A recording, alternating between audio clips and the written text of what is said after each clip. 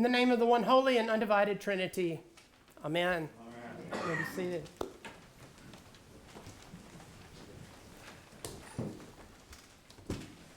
And the Pharisees and the scribes were grumbling. So often, Jesus can leave folks grumbling, disoriented with his turning of just about everything upside down, not just tables. So what is everyone upset about this morning? All right, I have a confession to make to you all this morning. I enjoy a good romantic comedy. Everyone's favorite fictional coach, Ted Lasso, once said he believes in communism, rom-communism, that is. He goes on to explain that it's all about believing that everything's going to work out in the end, that despite our challenges and dark moments, things ultimately have a way of resolving themselves in a positive way. One of my favorite ones, back in the 90s, was one called She's All That. It's very reminiscent of high school coming-of-age stories. Almost has a hint of that sort of ugly duckling story. A girl who is unassuming gets a makeover because the cool boy at school makes a bet with his friends that he can make any girl the homecoming. The right hair, the right makeup, the right boyfriend. You know, that typical coming-of-age movie that reminds most of us of how hard it can be to grow up, especially during those awkward stages where we can find it difficult to fit in. We were, in essence, judged by the company we kept. I'll never forget my mom coming home after, right before I started my 9th grade in high school, telling me to a carpool my freshman year with one of the people I perceived to be one of the cool kids, and it was a great carpool. It ended up being a fun year and have lots of memories from it. But I don't see those folks as often as I used to. Sometimes I'll run into folks from home at the beach or on vacation somewhere, but somehow we never really developed deep, meaningful relationships. So this morning in our gospel reading, Jesus chooses to consort with a less than desirable group of people by his standards of the day. Tax collectors, sinners.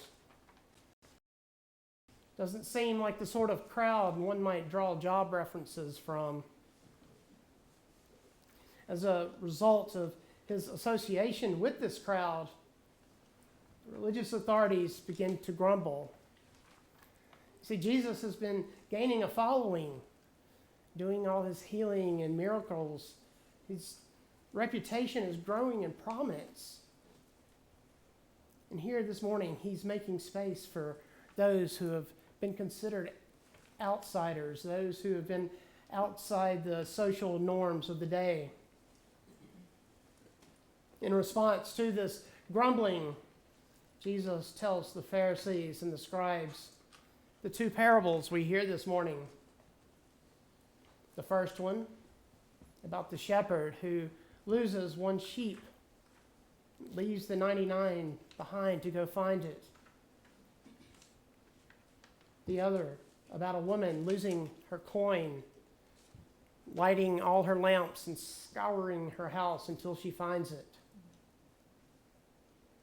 See, at the core of each parable, there's this theme of losing something and finding it. But what are we really searching for this morning? See, I think it's easy to make this story about the tax collectors and the sinners, about them being the ones who are lost, Jesus calling us to go out and save them, to bring them back into the fold. So often that's how I've read this story. In fact, this passage is immediately followed by the story of the prodigal son and that parable.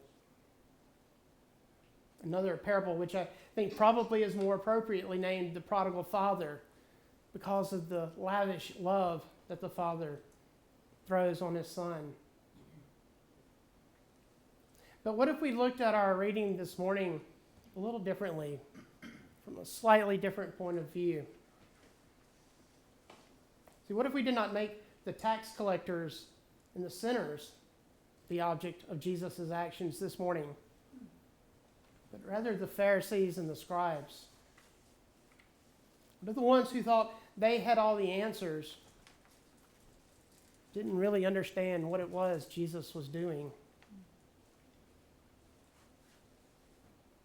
See, so this story, I think, is about us searching for lost souls in an effort to save them, or is it about God searching for us? Is the search about saving others, or is it about welcoming them into a community? I think so often we do not see the gifts that others have to offer and our desire to place them in need. So often religious insiders, whether in Jesus' time or today, find it more comfortable to save those they perceive to be lost, rather than welcoming them into the community.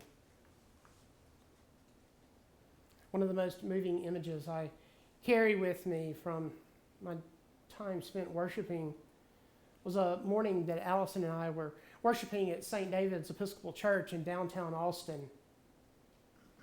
The church was right in the middle of downtown, and immediately across the street was a homeless community. And I remember walking in that morning and seeing people from that community walking in the front door. Now, I thought it was very welcoming, and I didn't think much of it at the time until it came time for communion. And as Allison and I were in line, we were behind them. And I asked myself, am I going to drink from this cup after they do? They did, and we did. See, it came down to this. Did I believe what I say I believe? Is the presence of Christ really in the bread? Is Jesus really present in the wine? And if that was my true theology, if that was what I professed, what was I worried about? Jesus is there. See, kneeling elbow to elbow with our homeless brothers and sisters, we were not saving them. We were not looking for the lost, trying to bring them back into the fold. What they were doing, they were showing us what it means to seek and serve Christ in all others. We were building community in communion. We were breaking bread and sharing the cup together. See, saving is about power. Saving focuses on the individual, whereas welcoming is about intimacy, coming together as a community. Throughout that aforementioned rom-com movie, the cool rule the school homecoming king begins to develop a relationship with that unassuming girl. It wasn't based on superficial things. It was on mutual respect, a genuine care. She questions him. She challenges him in ways that help him to grow and mature. I think Jesus is trying to do something similar this morning, the Pharisees and the scribes.